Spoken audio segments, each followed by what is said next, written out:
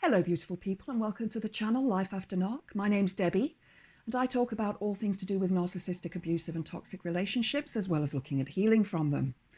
And today's video, The Lies the Narcissist Tells. I'm going to get into the body of the video, but I do want to warn people that this video does contain mentions of pornography and sexual abuse as well as rape and violence. So if that is something that you may be triggered by, please maybe exit the video now. If you enjoy the content of the video, please click the like button, please subscribe to the channel and share with your friends, family, anybody who you think may benefit from this information. And just want to also let you know that this video is for information purposes only. So it's real. This happened to me. This was a giant red flag. There was gaslighting involved. There was the potential for sexual abuse, the potential for violence. There were arguments involved, and then there was the Hoover that was involved. So this really covers all areas of a narcissistic relationship, sort of the devaluation phase, the discard phase, which actually was me getting rid of him, and then the Hoover phase, and then the love bombing phase again. I used to run a yoga studio called Rainbow Yoga Studio in a town that I live close to. And this was in a big building, lots of different rooms, lots of different levels, and lots of people rented space there. And it had one lady at the counter because they sold things as well. So she was there daily to take the money and so on. And there were a number of other women in the building that I worked with that I was friends with. So I needed to go to the bank to deposit money on this day. And I asked my partner to go with me because I didn't want to go on my own. Where the bank was right outside was an area where a lot of drug addicts and alcoholics would hang out. And I'm not saying that they would have pickpocketed me, but it made me uncomfortable. So he went with me. As we get to the bank, this beautiful goth woman, she was gorgeous. I honestly, you know, really, really lovely. She had long black hair, black leather jacket, black miniskirt, black fishnet stockings, tall black boots. She looked fabulous. And I saw him look at her. I mean, I noticed her. Everybody was going to notice her. And she was dressed to be noticed. And that's perfectly fine and acceptable. That is not a crime. As I went into the bank, I went to one side where the counters were, where the tellers were, because I had to do my business there. She went to the other side where the banking machines were. And he sat down in the waiting area in one of the chairs. After I'd finished, we left the bank, we went home. Later on that evening, we were sat on the settee and he said to me, "Oh, I want to show you this photograph of what one of the cats was doing earlier on. It was so cute." So I leaned over to look in his phone, and as he opened his photographs, there was a photograph that he'd taken of this woman in the bank without her knowledge. Why? To masturbate to. This was a red flag. A huge, huge, huge red flag. Now, I have no issues with masturbation. I have no issues in a relationship where a man perhaps, you know, looks at pictures of women and masturbates to that. You know, there are nights when women don't want to have sex and men do, and it's perfectly fine. It's legal. It's not illegal. Taking this photograph wasn't necessarily illegal, although she had no knowledge that this photograph was being taken to or the purpose that this photograph was going to be used for. The reaction that I got from him was, "You didn't see anything. It wasn't there." And he was bright red. And I looked at him and I said, "What? You'd taken a photograph of that woman in the bank to masturbate over. Why else would you take this photo?" And the best part about this is he actually knew this woman. And he also knew that this woman didn't like him. I believe that he tried it on with her before in his younger days, before he'd met me. Which wouldn't surprise me because that was the type of woman he went for. That's the type of woman I was when he met me. And an argument ensued, and I told him he was lying because I had seen the photo, and there was no doubt in my mind that I had seen this photograph and that he'd taken it, and I kicked him out. Where he went after that, I don't know. And that was a humongous red flag flying right there, that I should not have taken him back. I should have kicked him to the curb and gone on my own way. And I know that I would be much better off now if I had. I'd definitely have money in the bank. So is it legal or illegal? I don't know. But taking a photograph upskirt of a woman is illegal. Telling a woman that she shouldn't dress like that because she's asking for it, well, that's just wrong. And anybody who says that on this channel, and if they put comments like that, they will be barred from this channel, because a woman has a right to dress how she wants.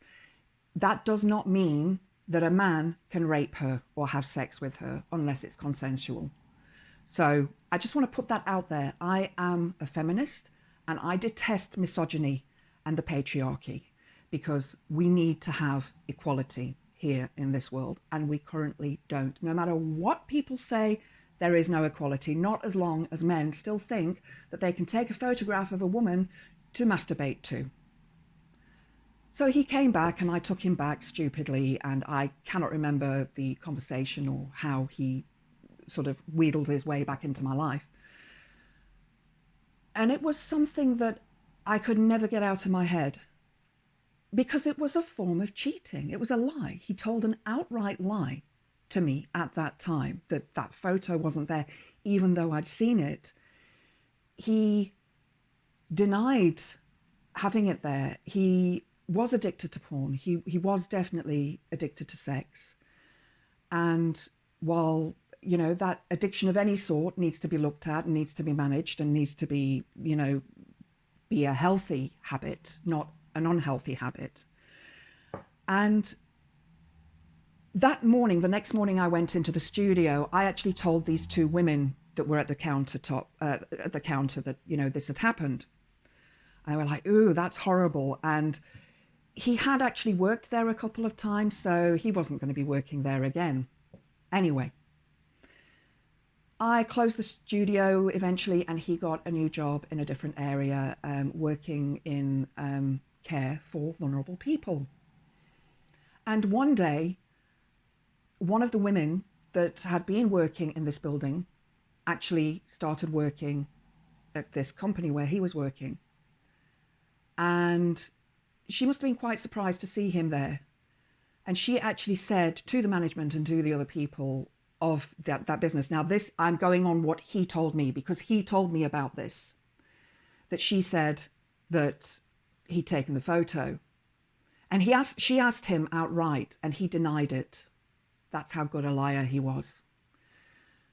She actually refused to work there after that and left, because she clearly didn't want to work with him. And to be honest, I don't blame her, because I wouldn't want to either. I mean, what's to say that this guy is not going to take a photo of the people that he was working with, or the people that he was in care of? Perhaps if they bend over, or if their cleavage is open, or, you know, any situation. How can you trust a person like that to do a job and work in a vulnerable care area? But I brushed it aside. I put it aside because I thought, well, you know, he apologized. He said he was sorry. He said it was a silly thing that he did. Yet he did it. And I still ask myself, how many times had he done it before, and how many times had he done it since? And one of the days when he came to get stuff, and it was in and out and all sorts of things, and he said to me, you were never able to get over the photograph. And I was like, damn right. How? How would I get over this photograph that he took of this woman? This made me feel not enough. I was not enough for him. He couldn't masturbate over me. He chose to masturbate over a person in a photograph. That is a gigantic red flag. And if anything like that has happened to you, leave, kick them out. Don't take them back. Don't be a fool like I was. Don't be fooled by them, because they do not change. They never change, and you will never win. Since that day, he never let me see his phone again. He never shared it. So that makes me believe that he probably was still doing that kind of thing. Now, when this woman left from the company that he was working from, soon after that, he was moved to another branch. And soon after that, he left because he didn't enjoy working with the person that he was working with at this branch. But I really believe that they probably, and this is purely conjecture. This is not the truth. I don't know this for a fact, but I strongly believe that they had no proof of what had happened, but they worked him out of the company. But the thing is, he is still working in care. He is still working with vulnerable people. This is a person who shouldn't be. This is a person who is a sexual predator, who is a sex addict, a porn addict, among many other things. And I just want you to be aware of these are the kind of things that a narcissistic, abusive, toxic partner will do.